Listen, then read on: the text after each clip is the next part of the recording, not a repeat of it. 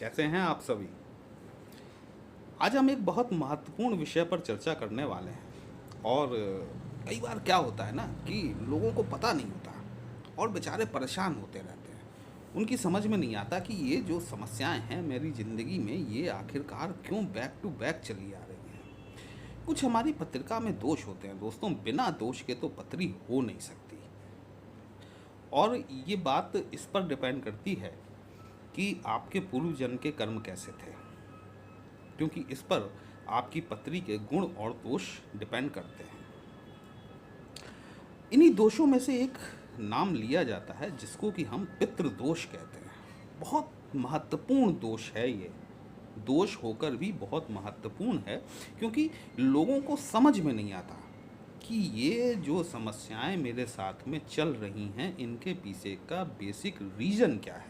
पितृदोष basically जो है ना, ये कई बार एनालिसिस के दौरान भी ये देखने में आता है कि किसी का चार्ट हम रीड कर रहे हैं, उसके चार्ट में ये दोष बना हुआ है, उसके पिताजी के चार्ट में भी ये दोष बना हुआ है, उसके दादाजी भी अगर हैं तो उनके चार्ट में भी ये दोष बना हुआ है।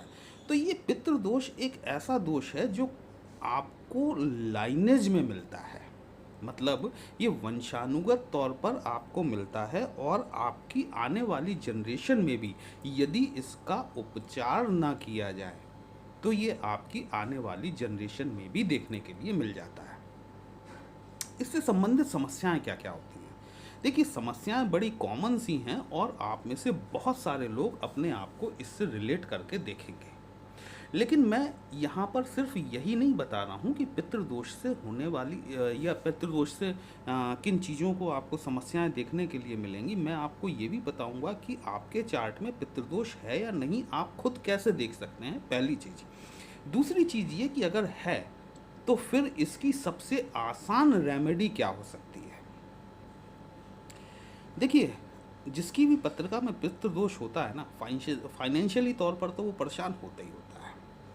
अब वो जगह जगह जाके अपना मत्था मारता है, कहीं इस पंडित के पास में, कहीं उस एस्ट्रोलॉजर के पास में। अगर वो एस्ट्रोलॉजर या पंडित जी बात समझ गए तो आपका निवारण हो गया, अन्यथा आप यहाँ वहाँ सिर पटकते रहते हैं, पैसा खर्च करते रहते हैं, समाधान आपको नहीं मिलता। कोई आपको पुखराज पहना देगा, कोई आपको पन्ना पहना देगा, बेसिक रीजन पे आदमी नहीं पहुंच पाता। पितृदोष बेसिकली आपको 4-5 तरह की प्रॉब्लम देता है, जो कि आप सभी को एक कॉमन महसूस होगी। जिसकी भी पत्रिका में पितृदोष होता है, पहली चीज़ तो ये कि उसका कोई स्थायी रोजगार नहीं होता। एम्प्लॉयमेंट वाली जो समस्या है वो उसके साथ सदैव बनी रहती है। आज वो कोई और काम करता है, कल वो कोई और काम करता है। आज नौकरी पकड़ के बिजनेस शुरू करता है, बिजनेस छोड़ के नौकरी शुरू करता है। कुछ ना कुछ उसके साथ में लगातार चेंजेस बने रहते हैं, पहली चीज़। दूसरी चीज़ ये कि अगर किसी व्यक्ति के चार्ट में पितृदोष है तो उसके यहाँ पर जो भी शुभ कार्य होते हैं उसमें किसी न किसी तरीके का व्यवधान देखने के लिए जरूर मिलता है। मतलब मान लीजिए कि शादी नहीं होने देगा, और शादी हो भी गई तो मामला बहुत जल्दी कोर्ट केस में पहुंचेगा। तीसरी समस्या, बच्चे नहीं होने देगा। यदि बच्चे हो भी जाते हैं तो वो बच्चे कोई काम के नहीं रह जाते। मतलब या तो उनका चाल चरित्र इस तरीके का हो जाता है जो कि आपके किसी मतलब के नहीं रह जाएं, या फिर अब बच्चा फॉरेन सेटल्ड हो गया जाके, उसे अपने माँ बाप की चिंता ही नहीं है, वो इंडिया आता ही नहीं है। कई बार ऐसा भी देखने में आता है कि आपके परिवार में जो बीमारी होती है वो अपना स्थायी निवास बना लेती है। परिवार में कभी आदमी ठीक हो नहीं पाता। एक ठीक हुआ तो दूसरा बीमार हो जाएगा, दूसरा ठीक हुआ तीसरा बीमार हो जाएगा। अल्टीमेटली कहीं ना कहीं मानसिक शांति और फाइनेंशियल क्राइसिस आपको देखने के लिए लगातार मिलती रहती है। ये एक कॉमन दोष हो गए जिसको कि हर कोई अपने से रिलेट करके देख सकता है। हर किसी को लगेगा यार हाँ, ये चीज़ तो मेरे साथ भी है या नहीं। वो कैसे होगी वो मैं अब आपको बताऊंगा। पितृ पितृदोष बनने के पीछे जो सबसे बड़ा प्लैनेट है वो सिर्फ आपका सूर्य है। देखिए, पितृदोष, पितृ को समझिए पहले कि पितृ क्या है, हमारे एंसेस्टर्स हैं, हमारे पूर्वज जो कि अब इस दुनिया में नहीं रहे।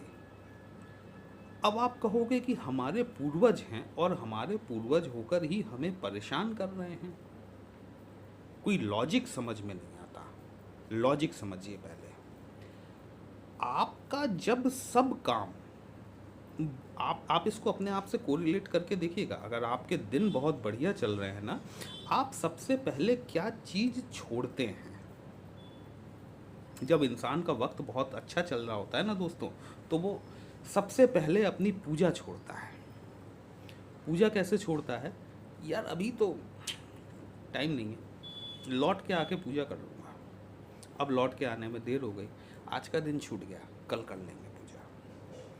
तो जब आप अपने अच्छे वक्त में वो जो ईश्वर है, वो जो परम पिता है, वो आपको जो सब कुछ दे रहा है, जब आप उसे भूल जाते हो, तो आपकी चौथी या पांचवी पीढ़ी में कौन था, आप कैसे याद रखोगे? मेरी केतु वाली बात को सोचिएगा जरा कि हमारी समस्या ये है कि हम अपने परदादा तक का नाम नहीं जानते, तो हम अपने पूर्वजों को क्या याद करेंगे? अब वो जो पूर्वज हैं हमारे, एक ऐसी कोई अतृप्त आत्मा है। वो हो सकता है कि वो आपके सिर्फ पिता के परिवार से ना हो, बल्कि वो आपके माता के परिवार से भी हो सकती है। दोनों ही परिवारों में, दोनों ही लाइनेज में कहीं ना कहीं कोई एक ऐसा मौजूद है जो अभी तक मुक्त नहीं हुआ है, जिसे मुक्ति नहीं मिली है, और वो अपनी समस्या को आपसे कहना चाह रहा है। अब आप खुशहाल हो, सुखी हो, संतुष्ट हो, जीवन का पूर्ण आनंद उठा रहे हो, ईश्वर को भूल चुके हो, तो अब वो अपनी समस्या आपसे कैसे कहे? जब तक आपको परेशान नहीं करेगा, तब तक आपकी समझ में नहीं आएगी कि मैं ये परेशान क्यों हो रहा हूँ, ऐसा कारण क्या है, लॉजिक क्या है इस परेशानी के पीछे। तो वो लॉजिक ये है कि वो आपके जो पितृ हैं, जो कहीं ना कहीं अतृप्त हैं, वो आपको इंडिकेट करते हैं कि आप उनकी तरफ सोचो। और जब फिर आप उनकी तरफ सोचते हैं, तब आप उसमें दिमाग लगाते हैं कि क्या क्रिया करनी चाहिए, जिससे कि कोई आपको सही ज्ञान देने वाला मिलता है। वो सही ज्ञान आपको उनकी संतुष्टि की तरफ ले जाता है। अच्छा, अब इसमें दो तीन चीज़ें और भी होती हैं। देखिए, आपकी पत्रिका में जो दोष बनते हैं वो तीन तरीके से बनते हैं। पहला जो बनता है वो, उसको हम नाम दे सकते हैं अदृढ़ कर्मा। मतलब आपके ऐसे कर्म जो आप अपने प्रारब्ध में लेकर आए हो, वो बहुत हल्के क्वालिटी के हैं। आपको कोई समस्या थी, कोई परेशानी थी, किसी ने आपसे कहा कि 11 मंगलवार हनुमान जी का व्रत ले लो, तुम्हारा समाधान हो जाएगा। आप करते हैं, आपका समाधान हो जाता है। वो आपके अदृढ़ कर्मा हैं जो कि तुरंत कट जाते हैं। सेकंड पोजीशन पर आते हैं आपके दृढ़ अदृढ़ कर्मा। ये वो कर्मा होते हैं जिनकी रेमेडी तो संभव है, लेकिन एक लॉन्ग टर्म में, साल 2 साल भी लग जाते हैं कभी कभी। एक तीसरा होता है दृढ़ कर्मा, बिल्कुल स्ट्रॉन्ग। ये ऐसा कर्म है जिसको कि किसी भी रेमेडी के द्वारा नहीं काटा जा सकता, और ना ही कोई एस्ट्रोलॉजर इसे काट सकता है, ना काटने का प्रयास करना चाहिए। क्योंकि यदि आप किसी के दृढ़ कर्मा को एज ए एस्ट्रोलॉजर उसे आप छेड़ने का प्रयास करते हैं, तो साइड इफेक्ट कहीं ना कहीं आपके ऊपर आता है। तो ये दृढ़ कर्मा जो हैं, ये आपके प्रारब्ध हैं। इसको सिर्फ ईश्वर की शरण में जाकर और इस जन्म में ऐसे कार्य करके कि ये हमें कम से कम अगले जन्म में हल्के होकर मिलें, ताकि हम इनका समाधान कर सकें। तो ये आपके कर्मास को मैंने डिफाइन किया कि इस तरीके के कर्म होते हैं। पितृदोष में मैंने कहा कि सबसे महत्वपूर्ण प्लैनेट जो होता है वो सूर्य होता है। यदि ये आपका सूर्य नीच राशि में जाकर बैठा हुआ है, तो ये एक पितृदोष की संज्ञा अपन ले सकते हैं। इतना महत्वपूर्ण नहीं है ये। लेकिन यदि आपकी पत्रिका में आपका सूर्य ढलता हुआ है, अब ढलता हुआ सूर्य आपको कैसे पता चलेगा कि मेरी पत्रिका में सूर्य अस्त हो रहा है कि नहीं हो रहा है? देखिए, आपकी पत्रिका में यदि आपका सूर्य छठवें घर में, सातवें घर में या फिर आठवें घर में जाकर बैठा हुआ है, तो ये अस्त का सूर्य है, ढलता हुआ सूर्य है। यहाँ भी आपको थोड़ी सी प्रॉब्लम होती है, क्योंकि सूर्य ही आपकी परिवार का जो सबसे मुख्य व्यक्ति होता है ना, किसी भी परिवार का, किसी भी कुटुंब का जो सबसे बुजुर्ग व्यक्ति होता है, वो उस परिवार का सूर्य को रिप्रेजेंट करता है। तो ये सूर्य अगर आपका छठवें, सातवें, आठवें में जाकर बैठा हुआ है, ये कहीं ना कहीं आपके लिए एक इंडिकेशन है कि आपका सूर्य कमज़ोर है। अब मुद्दा आता है कि आपका सूर्य यदि राहु केतु के साथ में बैठा हुआ है, केतु जो है वो सूर्य को अर्ध ग्रहण लगाते हैं, लेकिन राहु सूर्य को पूर्ण ग्रहण लगाते हैं। अगर आपका सूर्य राहु अथवा केतु के साथ में बैठा हुआ है, तो आप ये मानकर चलें कि आपके ऊपर पितृदोष डेफिनेटली है। दूसरी चीज़ ये कि यदि आपका सूर्य शनि के साथ में बैठा हुआ है, तो ये भी एक प्रकार से आपका पितृदोष है। अब ये चीज़ तो हो गई जो कि सीधे सीधे जैसे ही आपका चार्ट खुलेगा, आपको चार्ट में सामने दिखाई दे जाएगा। आपकी लग्न पत्रिका जो है उसमें सामने दिखाई दे जाएगा कि सूर्य आपका कहाँ बैठा हुआ है। कई बार ऐसी परिस्थितियाँ बनती हैं जब आपके चार्ट में वो चीज़ दिखाई नहीं देती, लेकिन जब हम नक्षत्र में जाकर देखते हैं, हाँ, अगर कहीं राहु आपका बैठा हुआ है, सूर्य राहु के साथ भी नहीं है, शनि के साथ भी नहीं है, केतु के साथ भी नहीं है, लेकिन यदि वह राहु की दृष्टियों में आ रहे हैं, यदि वो शनि की दृष्टियों में आ रहे हैं, तो ये भी एक प्रकार का पितृदोष का निर्माण करता है। नक्षत्र में जाकर यदि सूर्य नारायण आपके राहु के नक्षत्र आद्रा, स्वाति या फिर शतभिष में बैठे हुए हैं, ये आपके लिए परफेक्ट पितृदोष बनता है। यदि वो शनि के नक्षत्र उत्तरा भाद्रपदा, आपका पुष्य नक्षत्र और आपका अनुराधा, इन 3 नक्षत्रों में जाकर बैठे हुए हैं, तो भी आपके पितृदोष का निर्माण करते हैं। यदि केतु के नक्षत्र अश्वनी, मघा और मूल, इन 3 नक्षत्र में यदि आपके सूर्यदेव बैठे हुए हैं, तो भी ये पितृदोष का निर्माण करते हैं। तो ये आपको अब अपने चार्ट से इस तरीके से समझ में आ जाएगा कि आपकी पत्रिका में पितृदोष है या नहीं है। अगर नहीं है तो वेल एंड गुड है, अगर है तो अब इसका उपाय क्या है? बहुत आसान सा उपाय है। देखिए, बात समझिएगा, कोई टेंशन लेने की बात नहीं है। हाँ, लेकिन कुछ उपाय, जैसा मैंने कहा कि ये वक्त लेते हैं। हम सब जानते हैं कि पितृपक्ष होता है ना, कनागतें या फिर श्राद्ध पक्ष जिसे हम कहते हैं, 14 दिन का वो पितृपक्ष होता है और 15वें दिन अमावस्या होती है। अमावस्या का बहुत इम्पोर्टेंट रोल होता है पितृपक्ष में। हम सभी को तर्पण करना चाहिए, जो भी तर्पण करने के लिए एलिजिबल हैं, क्योंकि हमारे सनातन में नियम है कि भाई ये पुत्र जो है ये मझला है और इसे तर्पण वगैरह नहीं करना। तो जो भी एलिजिबल हैं उनको ये तर्पण की प्रक्रिया अपनानी चाहिए, क्योंकि ये हमारे रिचुअल्स हैं। बात समझिएगा, आपके पूर्वजों ने, आपके परिवार में जो प्रथा चली आ रही है वो हमारे केतु हैं। वो रिचुअल्स को मानना आपके लिए ज़रूरी है।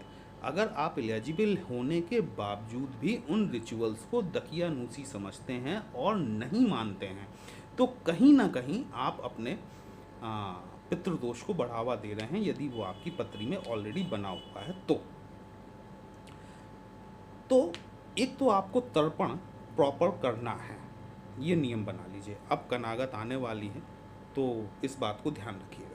दूसरी चीज़ ये कि एक आटे का चौकोर दीपक बनाइए, उस दीपक में घी की बाती लगाइए और पितृपक्ष शुरू होने के पहले दिन से आप वो दीपक जो है वो शिवालय में शंकर जी के मंदिर में जाके उस दीपक को नियमित रूप से संध्या समय में जलाइए। यहाँ पर आपको दो चीज़ों का ध्यान रखना होगा। एक तो भगवान भोलेनाथ से आपको इस तरीके से प्रार्थना करनी है जिसमें कि आप अपने मातृपक्ष और पितृपक्ष दोनों की मुक्ति की कामना करें कि मेरे मातृपक्ष के समस्त ज्ञात अज्ञात रिश्तेदार जो कि इस दुनिया में नहीं रहे, हे भगवान भोलेनाथ, मेरे पितृपक्ष के वो समस्त ज्ञात अज्ञात रिश्तेदार जो इस दुनिया में नहीं रहे, उनकी आत्मा की शांति के लिए आपसे प्रार्थना करता हूँ, निवेदन करता हूँ, ये दीपक प्रज्वलित करता हूँ। दूसरी चीज़, मुझसे यदि किसी के लिए किसी प्रकार की गलती हुई हो, उसके लिए मैं क्षमा याचना करता हूँ। पहली चीज़ तो ये हो गई। ये आपको साल दर साल करनी है। अमावस्या के लिए मैंने कहा कि बहुत महत्वपूर्ण दिन होता है।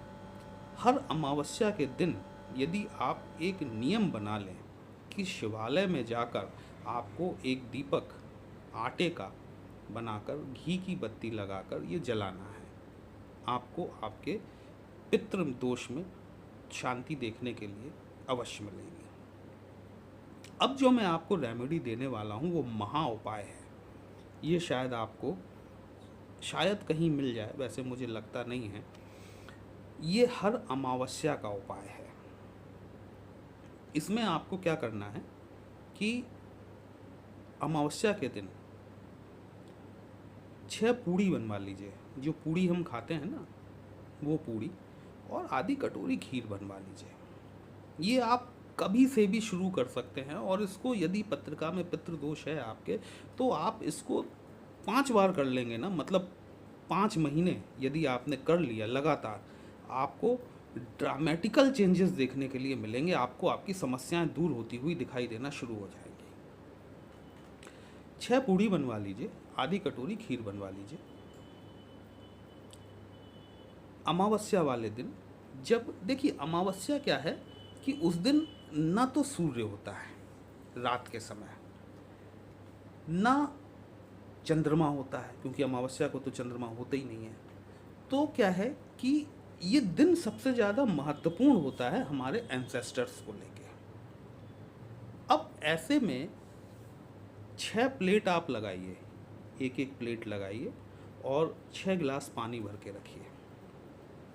एक प्लेट में एक पूड़ी और उसके ऊपर 1 चम्मच खीर। इस तरीके से 6 प्लेटों में एक एक पूड़ी और एक एक चम्मच खीर आपने डाल दी, 6 गिलास पानी आपने भर के रख लिया।